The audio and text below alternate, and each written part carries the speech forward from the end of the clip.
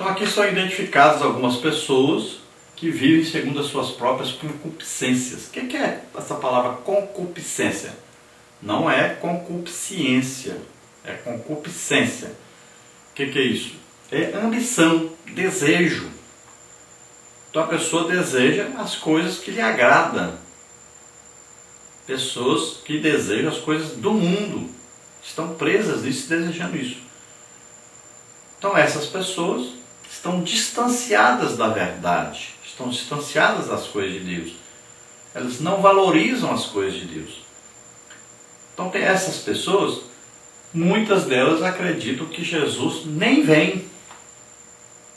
Tem muita gente ensinando aí que não vai nem existir esse arrebatamento da igreja, por incrível que pareça.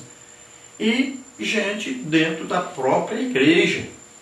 Existem as denominações, que algumas pensam desse jeito, e existem as pessoas dentro da própria igreja,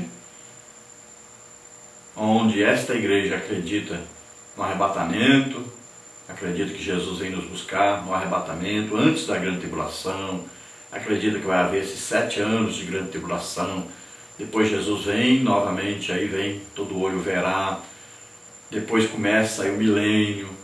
Tem gente que acredita certinho, sabe que existe isso, sabe que a doutrina da igreja é isso, mas tem muita gente que sabe disso, mas torce isso. E tem muita gente vivendo como se Jesus não fosse voltar nunca. E tem gente dizendo então, mas desde que Jesus ressuscitou, a igreja pensa que ele vai voltar naquele dia. E nunca voltou. Para que eu vou ficar pensando que ele vai voltar? Então Pedro diz, olha, cuidado, porque para Deus, 1000 anos pode ser como um dia. E um dia como 1000 anos. Então Deus sabe a hora certa. Ele tem a hora certa, o momento certo. E se Jesus não voltou ainda, deve servir para nós como o quê? Sinal de misericórdia, de amor. Por causa de quê? Porque muitos não estão prontos.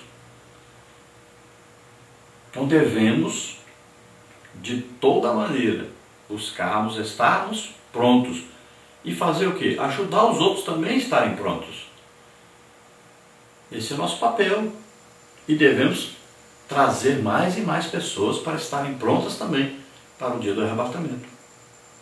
Vamos ver interessante aí 5 ilustrações em forma de parábola. Ao fim do seu discurso acerca da tribulação e sua segunda vinda, Jesus apresentou 5 parábolas como ilustração do que ele acabara de ensinar.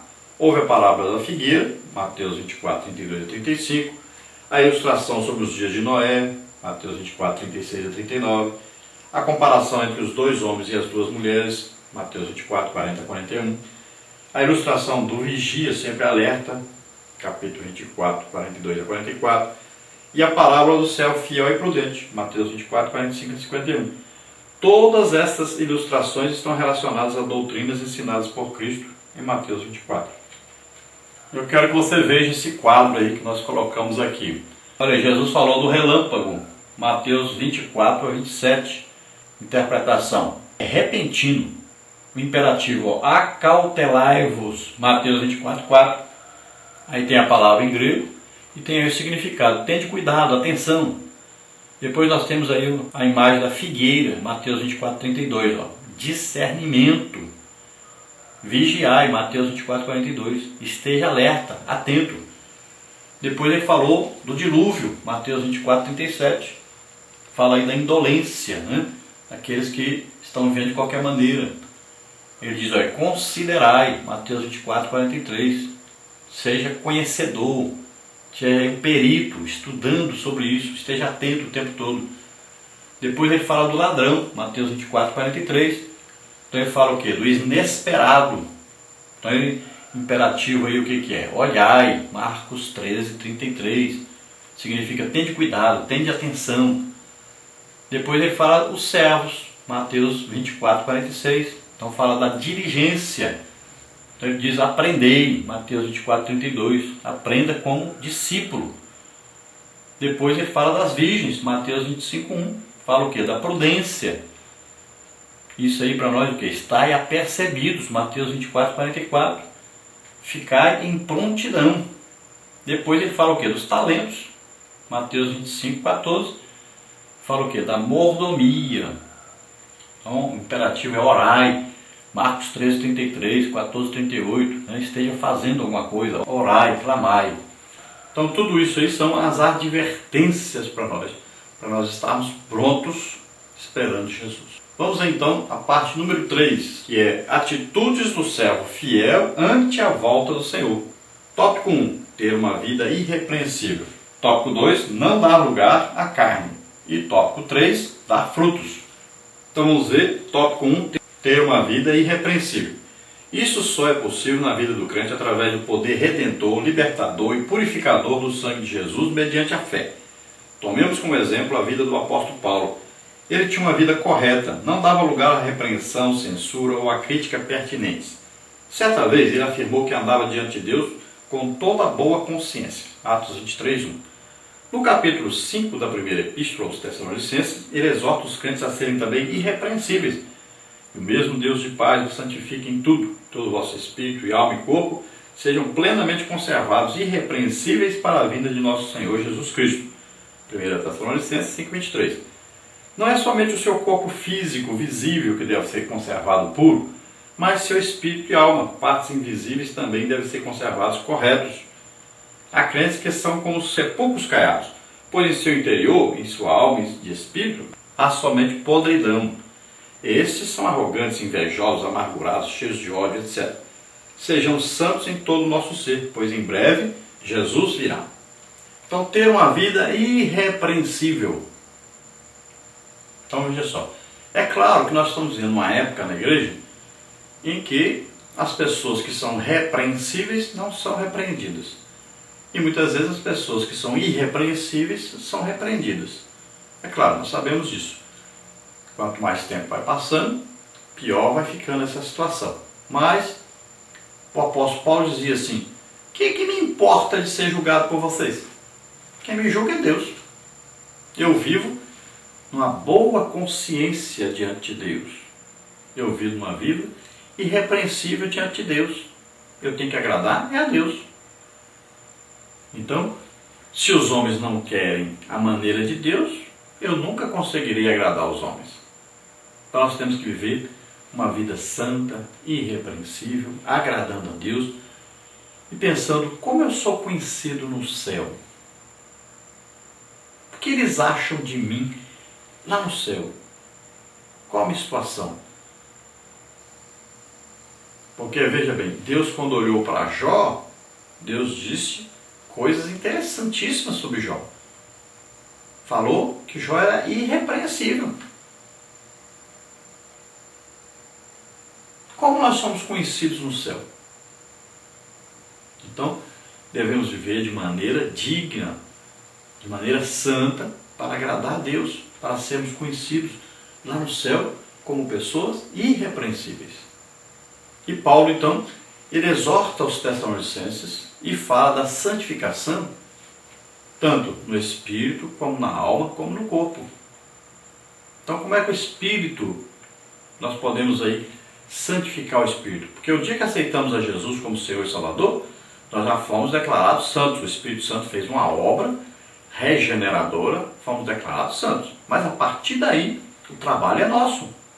Quem é santo, santifique-se mais ainda. É um processo, é um trabalho, é um esforço. E nós vamos ter que fazer isso. O Espírito Santo apenas nos ajuda. Mas não é Ele que vai fazer. É nós que temos que fazer. Então nós vamos nos esforçar. É um trabalho árduo, difícil, penoso. Vai nos custar muito. Nós temos que nos esforçar para santificar a nossa vida todo dia. Como é que nós vamos fazer para santificar o nosso espírito? Espírito com letra minúscula. Então, para santificar o nosso espírito, nós temos que fazer o quê? Orar. E orar muito. Quanto mais orarmos, melhor. Como é que nós vamos fazer para santificar a nossa alma? Então, nós temos que fazer o quê? Ler a Bíblia, escutar a palavra de Deus. Quando você for ler, leia com voz audível. Ouça o que você está falando. A fé vem pelo ouvir e ouvir a palavra de Deus. Então, fale, ouça. Porque às vezes a pessoa não sabe ler, mas ele precisa ouvir a palavra de Deus. Ele pode ouvir na rádio, na TV, na igreja. Então, ouça a palavra de Deus. É preciso ouvir. Tem muita gente que vai para a igreja e não ouve a palavra de Deus. Muita gente. Então, é preciso ouvir. Ouça a palavra de Deus. Isso vai alimentar a sua alma. A alma precisa ser edificada, precisa ser controlada, precisa ser direcionada a sempre ouvir a palavra de Deus. E temos aí o corpo, né? O corpo que é a morada do espírito, da alma. E o corpo precisa ser o quê? Controlado, precisa ser o quê? Moderado, precisa haver o quê? Esforço. Paulo dizia assim, eu esmurro o meu corpo para poder agradar a Deus. Ou seja, eu controlo o meu corpo. É preciso jejum. Esse jejum que as pessoas esqueceram que existe. Mas é necessário. É preciso dominar o seu corpo. Tomar cuidado com a glotonaria. Tomar cuidado com o sono. Tomar cuidado. Esse corpo precisa ser controlado. E ele quer e deseja coisas que não agradam a Deus. Então é preciso ser controlado. E nós estamos vendo aí as pessoas hoje vivendo de qualquer maneira. Prostituição, adultério, masturbação. Esse corpo precisa de controle. Senão não estará agradando a Deus. Como é que vai ser transformado? Como é que Deus vai se agradar de você se você está vivendo de qualquer maneira? E existe aí uma doutrina que diz que Deus não quer nosso corpo não. É só alma e espírito, pode fazer o que quiser com o corpo. Isso é mentira. O apóstolo Paulo está dizendo aqui que tem que conservar irrepreensível tanto o espírito, como a alma, como o corpo. Então temos que lutar para manter a santidade no espírito, na alma, no corpo. Tópico 2 aí, não dá lugar à carne. Atualmente, muitos crentes estão se aproveitando da liberdade cristã para dar ocasião à carne. Gálatas 5,13. Muitas igrejas não passam de clubes religiosos, onde não se vê compromisso nem santidade. Incham em número, porém não crescem na graça e conhecimento. 2 de Pedro 3,18. Não se esqueça de que em breve Jesus virá e aqueles que andam segundo a carne não herdarão o reino de Deus. Gálatas 5,21. Não podemos nos esquecer de que o mesmo Deus que é amor, 1 João 4,16, é também um fogo consumidor, Hebreus 12,29. Então aqui a advertência é não dar lugar à carne. Carne aqui significa o quê? Não dá lugar aos desejos carnais, aos desejos pecaminosos.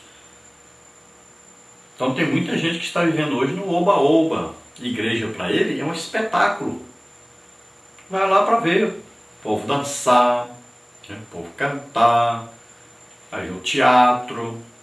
Então é um divertimento apenas.